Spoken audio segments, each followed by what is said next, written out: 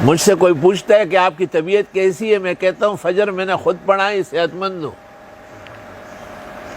اور جب مجھے کوئی کہے تو میں کہوں کہ آج میں نے فجر نہیں پڑھائی، مجھے بہت دکھ اور درد ہے۔ کل فجر پڑھانے سارا دن نمازیں پھر پڑھاتا ہوں، ظہر، عصر، مغرب، عشاء، لیکن خدا کی قسم جو نقصان فجر میں ہوا ہے اس کا تدارک ممکن نہیں ہے۔ افسوس، صد افسوس ان مسلمانوں پر جو نماز فجر میں کوتاہی کرتے ہیں۔ اور میں نے نماز فجر کو لحد میں دیکھا ہے کہ مجھے اللہ کے عذاب سے چھڑانے کے لیے آئی تھی۔ ایک حسین اور جمیل جوان ہے، جس جیسے حسین و جمیل کبھی دیکھا نہیں ہوگا، اور اس کے فوراً بعد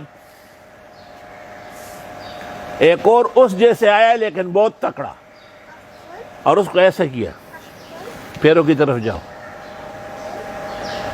یہ بعد میں آنے والے نے کہا کہ منکر نکیر آ رہے ہیں، آپ آرام سے لیٹے رہے، ہم ہیں نا۔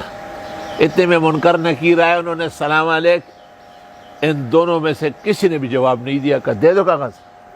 پانچوں سوالات کڑسک کڑسک کڑسک۔ ان کو کہا چلو نکلو یہاں سے۔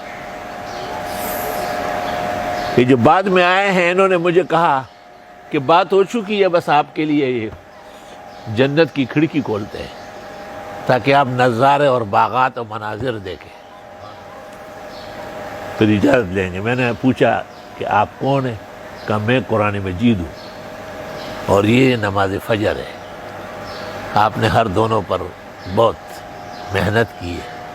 کہا پہلے عرش پر فیصلہ ہوا کہ فجر سے کہا تو چل، پھر مجھے کہا کہ نہیں آپ بھی جائے۔